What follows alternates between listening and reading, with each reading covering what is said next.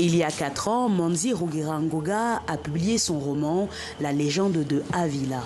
Un récit fantastique se déroulant dans un Rwanda futuriste. Un événement rare dans un pays où la grande majorité des romans est consacrée au génocide des Tutsis. Il faut en parler, il faut encore en parler beaucoup, mais il faut aussi pouvoir regarder de l'avant, regarder le futur, pouvoir se l'imaginer. Je m'inspire beaucoup de la culture rwandaise et de l'histoire, mais je me rends compte qu'elle n'est pas très connue justement. Donc j'essaye un peu de la partager à travers des livres que j'édite, qui parlent de l'histoire du Rwanda, pour inciter la jeunesse à s'emparer de son histoire, de sa culture. C'est précisément en pensant aux jeunes que Dominique Ouassé a ouvert sa maison d'édition, Imagine We, il y a presque 10 ans. Ici, on privilégie les histoires joyeuses pour inventer des nouveaux narratifs en dehors des traumatismes du génocide.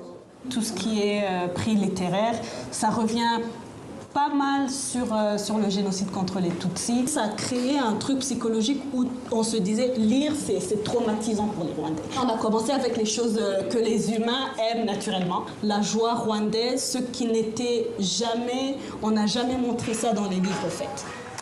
Les copies de mon roman étaient ici, à côté de petits pays, mais il n'y en a plus. Signe que le public est séduit par des récits plus positifs, le livre de Caroline Numuhire, Between Wild and Free, publié par la maison d'édition Imagine We, est victime de son succès et doit être réimprimé.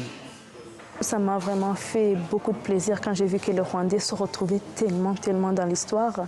Il y avait les rues qu'ils connaissent, il y a la nourriture qu'ils mangent, il y a les conversations qu'ils ont.